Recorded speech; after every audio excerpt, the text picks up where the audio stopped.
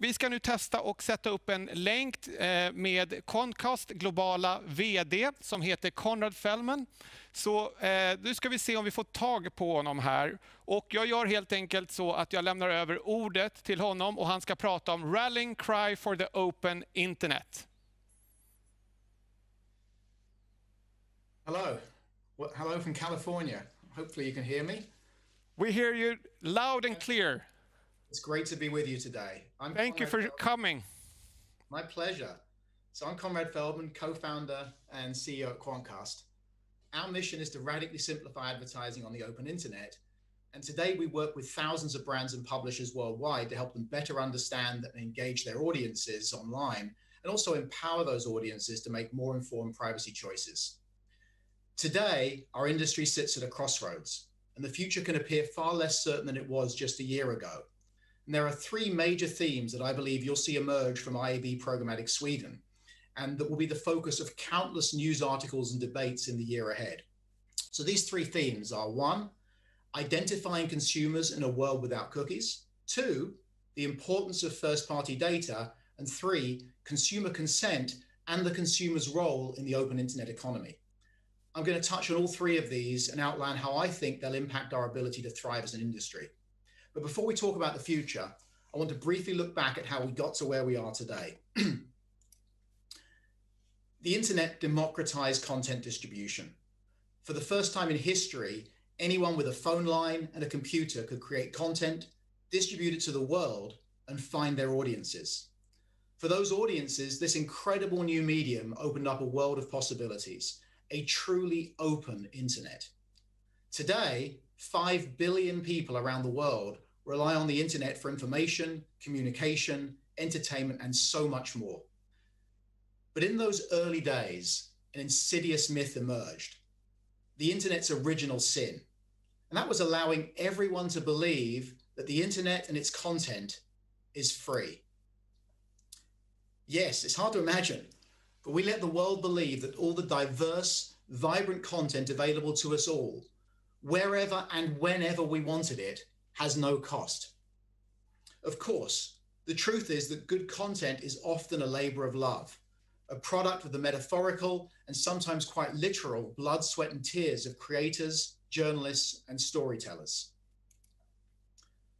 Of course, the economic model that funds most of this content is advertising. And on the face of it, life is good. Digital advertising has gone from strength to strength. Even in 2020, with all the challenges we've faced together as the world, digital advertising is projected to grow globally to over $333 billion. That's a big number. It's a massive number. For perspective, it's bigger than the gross domestic product of more than 2/3 of the world's countries. So if advertising is the primary source of funding for the content and services that we all rely on, and the digital ad market has grown to 1/3 of $1 trillion, what's the problem? Power is the problem. For all of the growth in digital advertising, most of the benefit accrues to just two companies. They've built effective services that we all use every day, drawing large, engaged global audiences and removing a lot of the friction when it comes to separating marketers from their budgets. The same diversity that makes the open internet such an awesome power also leads to complexity and inefficiency in reaching audiences consistently. With that comes greater friction for marketers seeking returns from their investments. And where before there was chaos and confusion, a small number of now very large companies created a sense of order, a seemingly safe, predictable environment where brands can easily spend their budgets.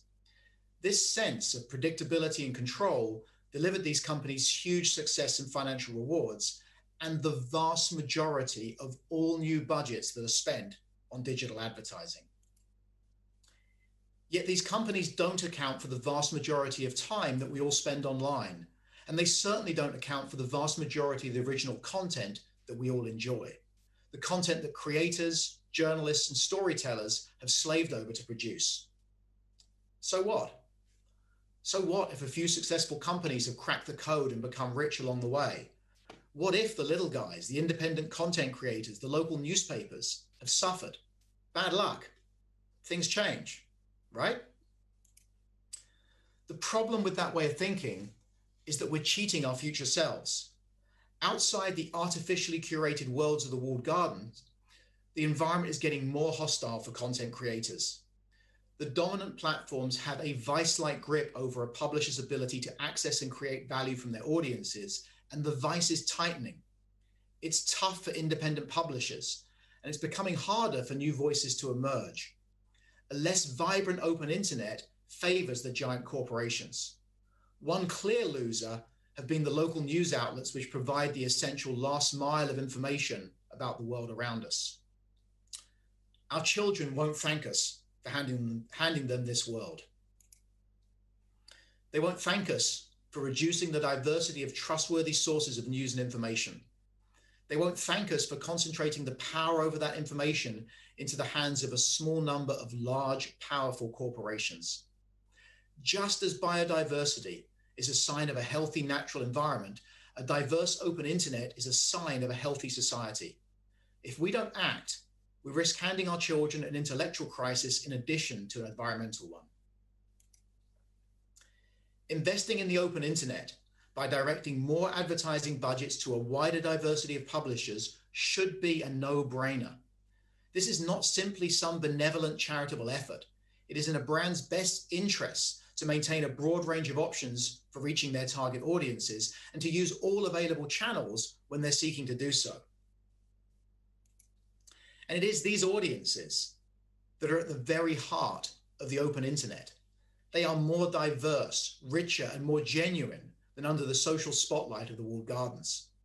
Unfortunately, until now, reliably reaching a target audience across the highly fragmented world of the open internet has been so much harder than doing so in the walled gardens. The ad tech industry was born to solve this problem, but it has also contributed to the confusion by creating a messy patchwork of vendors with competing claims that brands have struggled to unpick and tie back to genuine business results. And the often opaque mix of companies has fostered wider distrust among consumers in the role of online advertising. Despite all of this, advertising technology underpins the financial viability of virtually every site that you rely on today.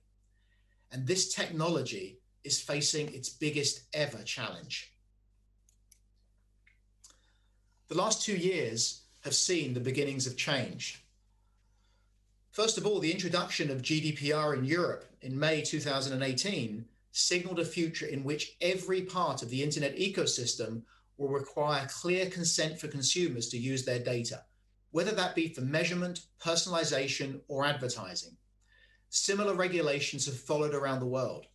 We have CCPA here in California, there is LGPD in Brazil, and there will be many more multi-letter acronyms that will undoubtedly come in the months and years ahead. For Quantcast, GDPR aligned with our privacy by design approach. As we became familiar with the compliance burden our publisher and marketer clients had to deal with, we created Quantcast Choice, a consent management solution to help brands and publishers easily obtain the consent that they and their partners need to operate. Today, Quantcast Choice enables more consented programmatic advertising in Europe than any other solution. I actually took a look this morning at the programmatic landscape in Sweden by looking at the entire bid stream across all of the exchanges for the market. And there are just under 80 different consent management platforms that are responsible for collecting consent into that programmatic ecosystem. So today, Quantcast has more share, is the largest, with more share than the next 5 largest combined, and more share than the smallest 70 of those 80. But the changes required to address GDPR and other privacy laws are simply the warm-up act. A post-cookie world is an even bigger challenge. You see, data protection regulators aren't the only ones who can penalize or shut down companies that don't play by their rules. Arguably, the browsers wield greater power as internet gatekeepers. While new laws typically take years to implement, browsers like Apple Safari have introduced new restrictions suddenly and with no opportunity for industry feedback. The same companies whose browsers dictate how advertising on the open internet can be delivered and measured also happen to operate large media and advertising businesses themselves. They benefit when the open internet is harder to buy for brands. More ad budgets flow to them, even if this means less money to fund the original content and services that 5 billion people online enjoy without having to pay for subscriptions. This is why the demise of the third-party cookie is concentrating the minds of the industry. Third-party cookies have been the essential thread which connects our larger ecosystem today, from audience research to managing frequency and assessing campaign outcomes. Most of the solutions that underpin the open internet economy rely on third-party cookies as an identifier to enable consistent comparison and analysis over time across sites. The third-party cookie has been in decline for some time, and it's already largely gone from Apple's Safari browser. And the impact of changes like this have enormous ramifications for publishers. Today, Safari users are generally far less valuable to publishers than visitors from other browsers. Consumers that use other browsers are effectively subsidizing internet content for Safari users. Now, luckily for publishers, Safari represents the minority of internet users. Google Chrome is king. But of course, in January this year, Google announced that they would remove the third-party cookie from Chrome in 2022. With its larger market share, this will create a much bigger hole in the open internet economy's funding. So, seismic changes are afoot.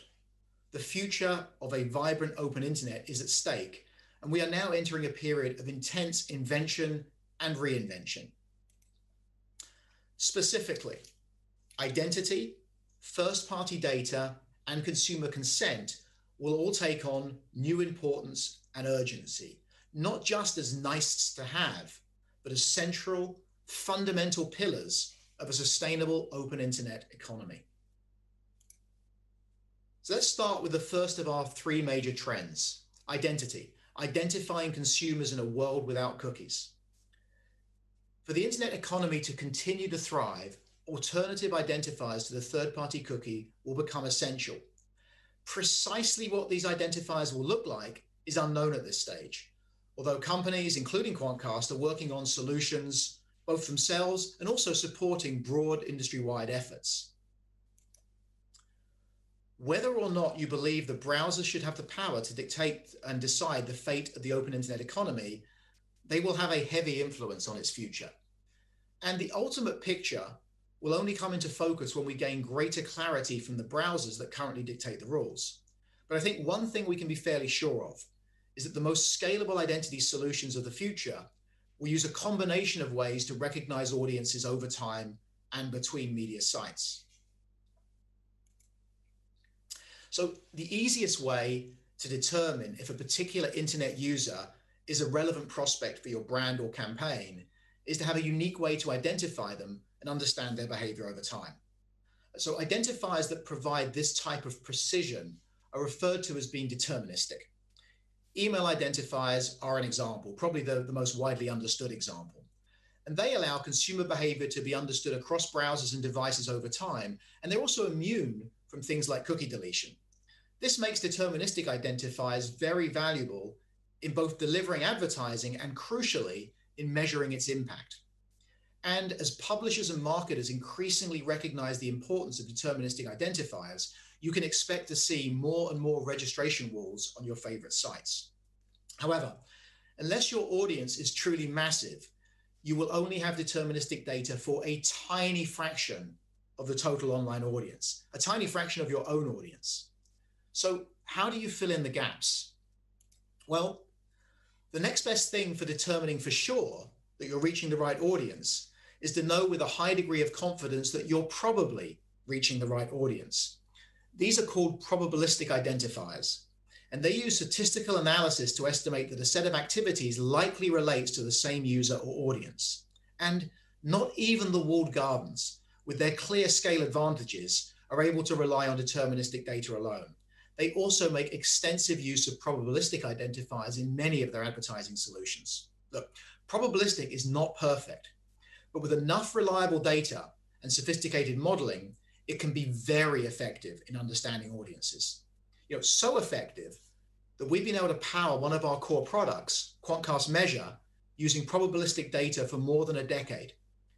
Today, with insights from more than 100 million internet destinations, Quantcast Measure is the largest probabilistic model of the open internet, creating massive value for the publishers who use it to better understand their audiences, curate content, and win advertising budgets. Fundamentally, how good these probabilistic identifiers are is dependent on the sophistication of the statistical models that are applied, but also the richness of the data that is available to build models from. And this brings us to our next topic. Any identifier needs data associated with it to be useful. So this is our second theme, the importance of first-party data. Much of the growth in programmatic advertising has been based on the use of so-called third-party data, often sold by data brokers and bought by brands to help with their campaigns. Third-party data is data that has been captured and classified by someone other than yourself. In this case, that's the third party. Third-party data can be notoriously unreliable. It's often old and inconsistent, and also increasingly, privacy legislation and unilateral browser action will only exacerbate these problems. And more companies are reading the tea leaves. Oracle Data Cloud, probably the largest third-party data broker in the world, stopped offering its third-party data services in Europe this past September. The truth is, first-party data that is directly collected by your organization and subsequently used by you for measurement and decision-making, has always been superior to third-party data. It's fresher, it's more accurate, it's more trustworthy. First-party data is the critical ingredient in tomorrow's internet economy, and every organization will be focusing on how they can better organize and utilize their own first-party data. Now, let's talk about the last of these three core elements that I believe are critical to future-proofing your business. And this is consumer consent and the consumer's role in the open internet economy. Consumer consent is not a new concept for many of you. If you have audiences and operations in Europe, you know that you've had to be collecting consent for over 2 years. But today, 2.5 years later, still the vast majority of sites don't have a consent management solution and are on the wrong side of GDPR. This is going to change as enforcement ramps up, but also as there is more active technological scrutiny of consent in internet interactions and transactions. And economic carrots typically get a faster response than regulatory sticks.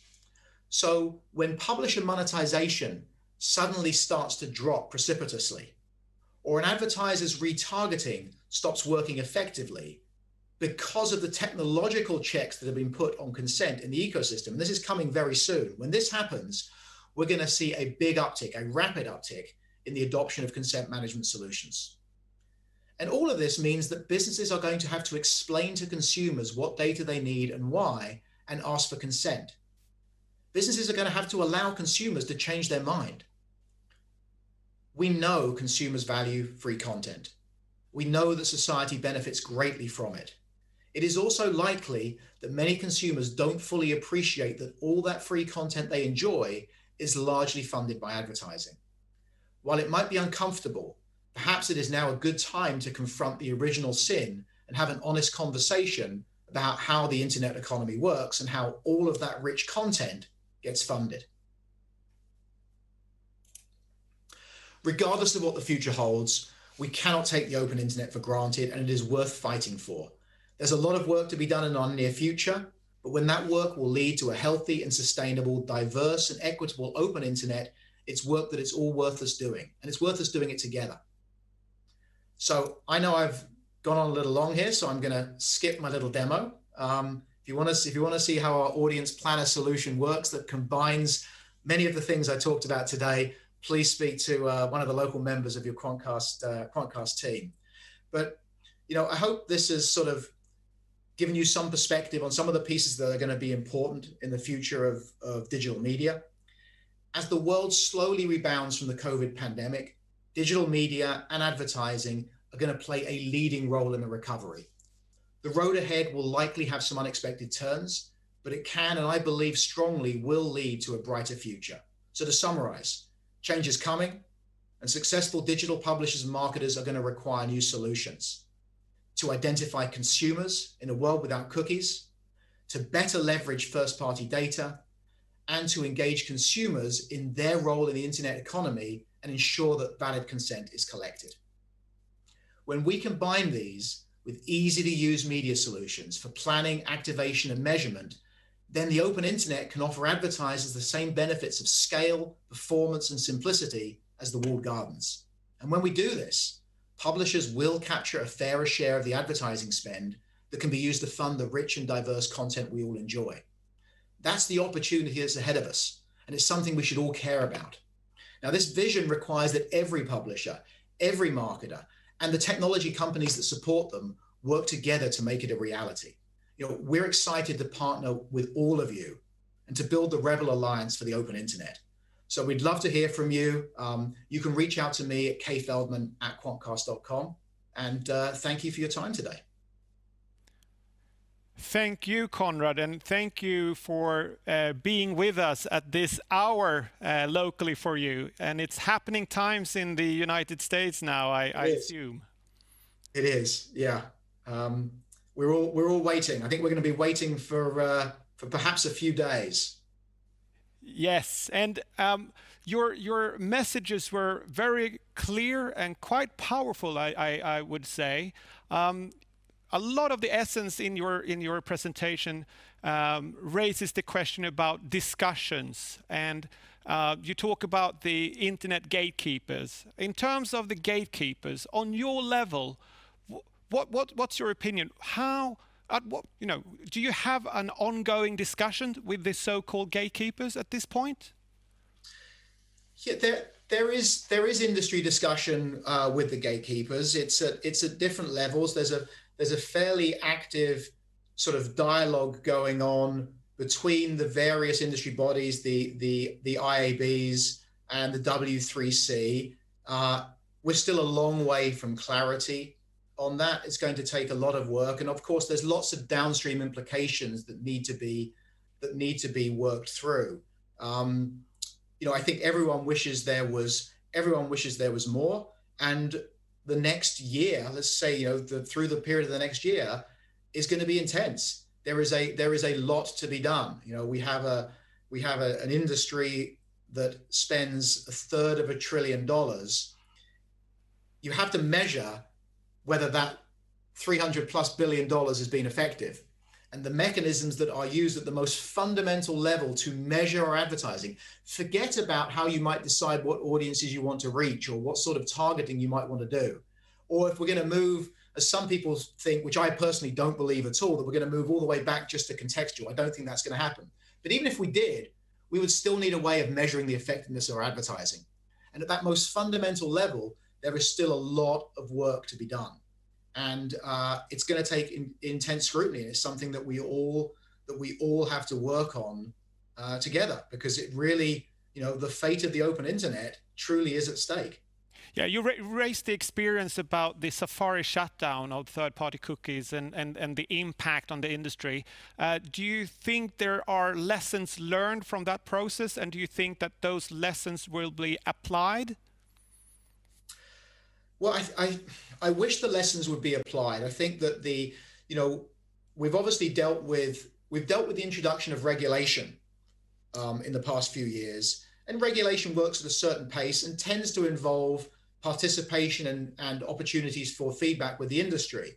I think the challenge that we've seen, certainly with Safari, was sort of a unilateral action without any time to prepare.